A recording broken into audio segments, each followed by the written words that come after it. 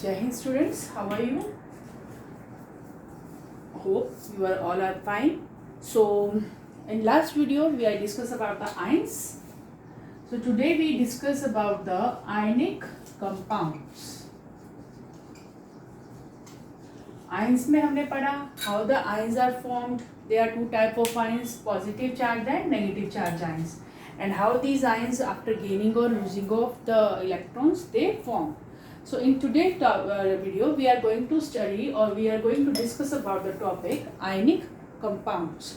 Now what are the ionic compounds? The compounds which are made up of you can say which are made up of ions are called ionic compound. क्या होंगे ionic compound?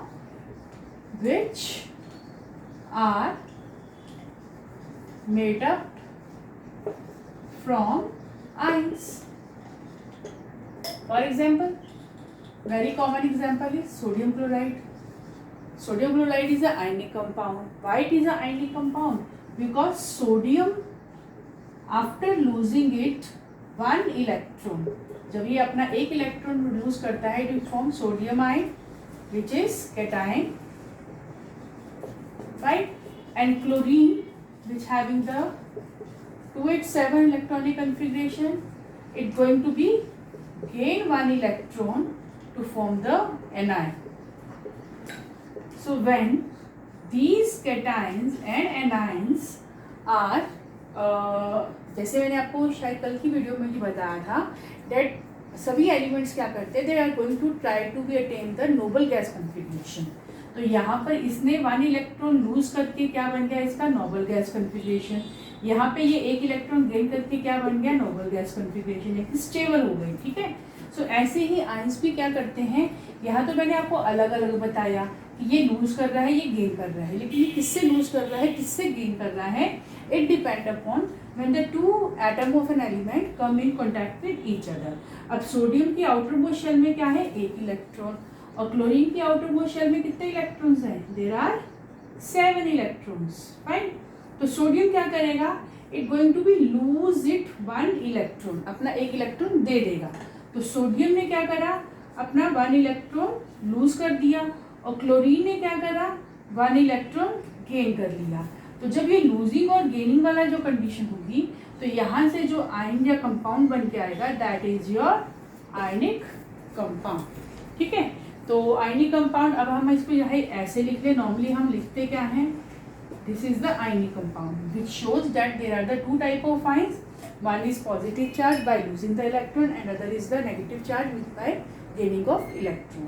So from there the ionic compounds are come into existence. Fine. Now ionic compounds we also known these compounds as the electrovalent compounds भी इनको बोलते हैं. They are also known as the electrovalent compounds.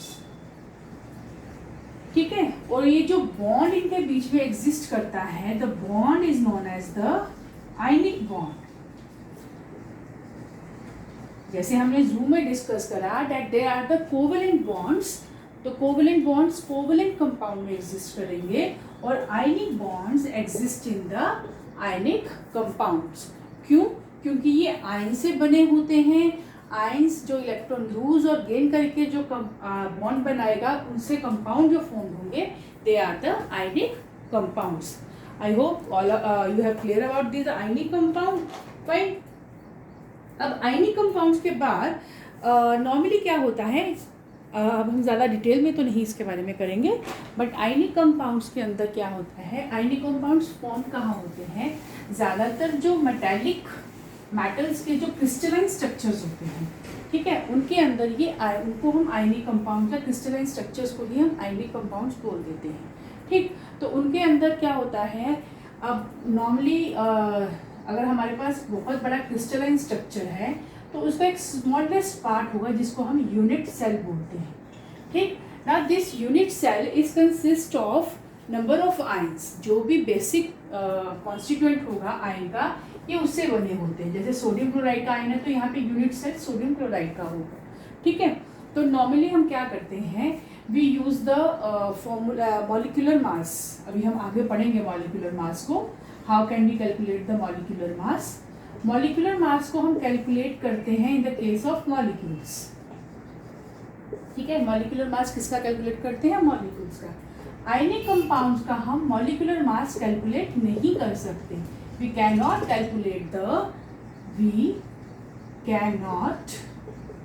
Calculate the molecular mass of ionic compounds, क्योंकि ionic compounds के अंदर जो ion है वो अपने आप में ही कंप्लीट फॉर्मूला है। दैट इज, अब ये पूरा अगर मैं एज्यूम करूं that this is the crystalline structure of sodium chloride, तो उसका जो स्मॉलेस्ट यूनिट सेल होगा वो भी किसका होगा? सोडियम क्लोराइड का। तो वो अपने आप में कंप्लीट क्या है? फॉर्मूला।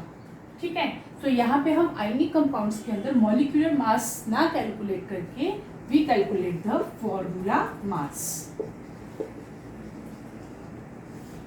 फाइन। आयनिक कंपाउंड्स के लिए हम फॉर्मूला मास कैलकुलेट यूज करते हैं, जबकि मॉलिक्यूलर कंपाउंड के लिए हम मॉलिक्यूलर मास को यूज करते हैं। ठीक है, both having the same method of calculation, कोई डिफरेंस नहीं है। जैसे हम मॉलिक्यूलर मास कैलकुलेट करेंगे वैसे ही हम इसे फॉर्मूला मास को भी कैलकुलेट करेंगे।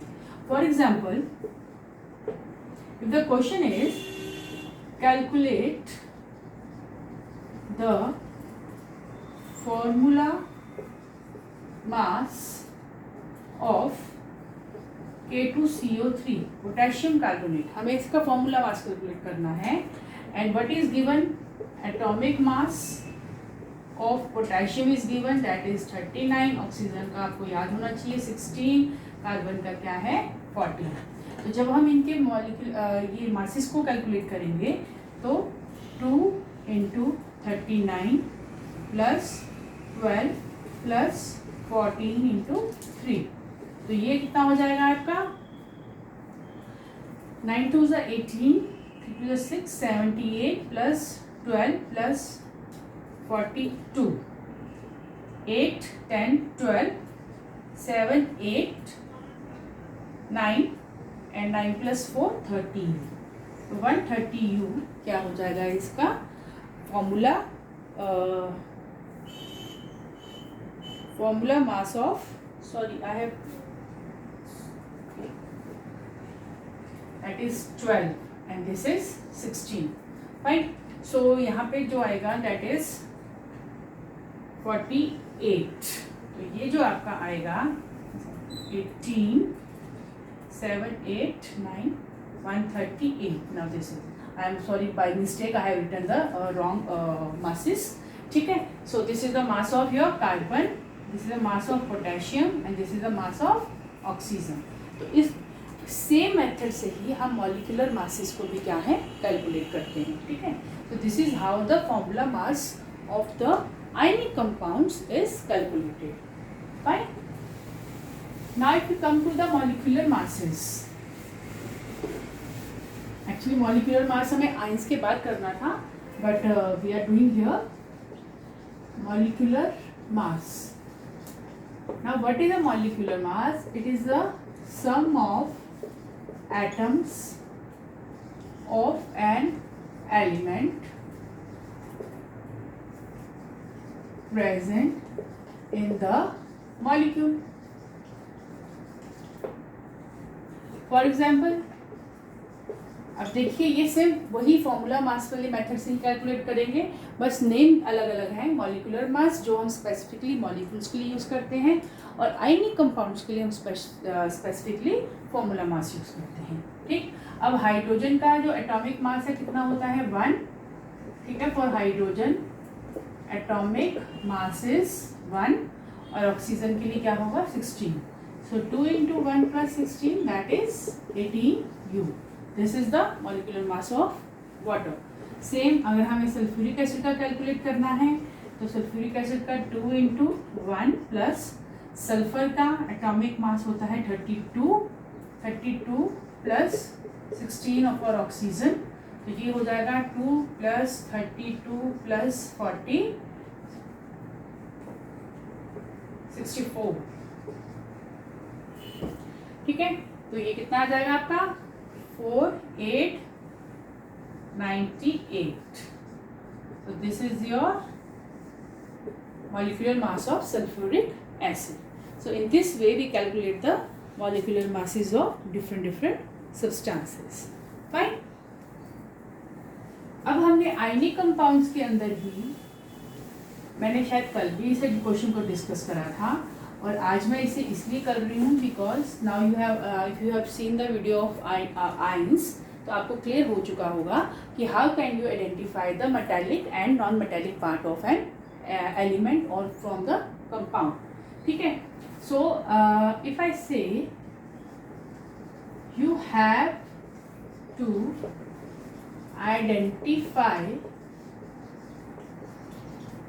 the cation and anion from given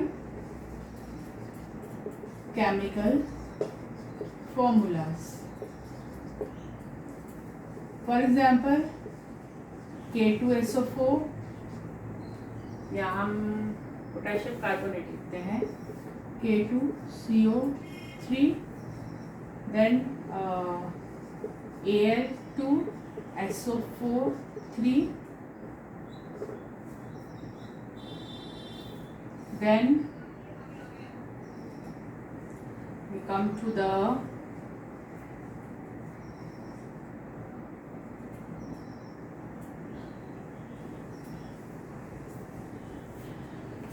क्या बताऊँ उसमें, HCl. फाइन. सो अब हमें आइडेंटिफाई करने हैं इनमें से कैटायन और anions.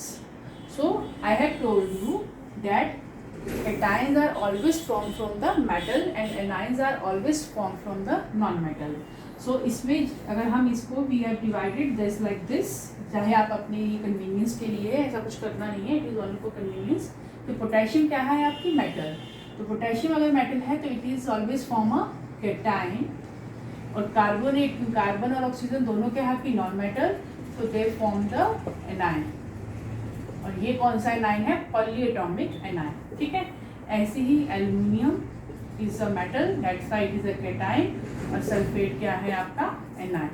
Hydrogen act as a metal और क्लोरीन क्या है आपका, एनायन. ठीक है. अब यहाँ पर so this is how can we identify the cations or anions from the given chemical formulas. Fine.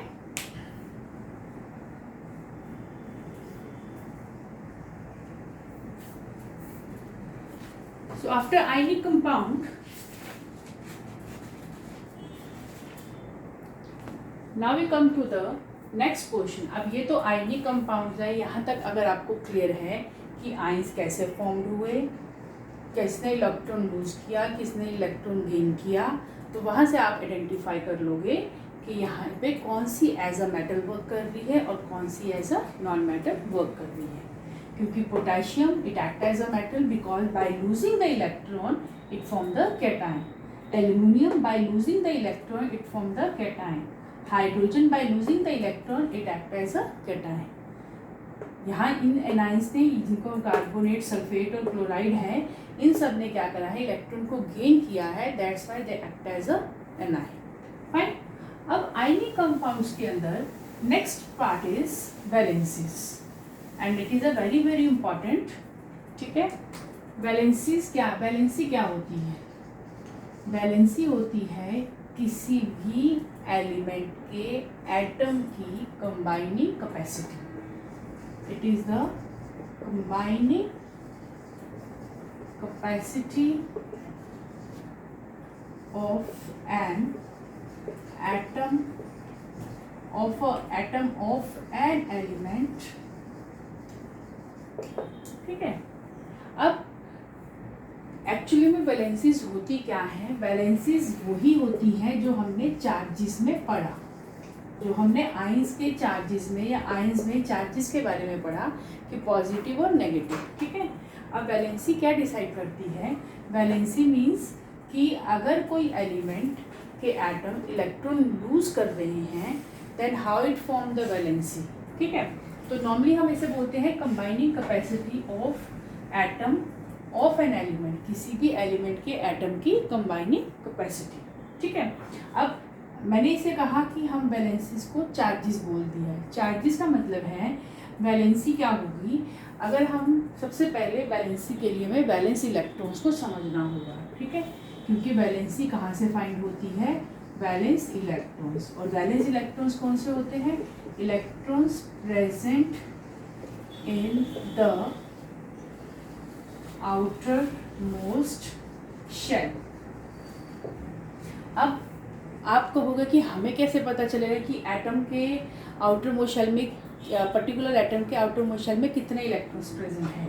तो उसके लिए जैसे मैंने आपको बताया कि हमारे पास सबसे बड़ी बात है कि हमें नंबर ऑफ एटॉमिक नंबर का नॉलेज होना बहुत ज़रूरी है। फॉर एग्जांपल मैग्नीशियम का एटॉमिक नंबर, मैग्नीशियम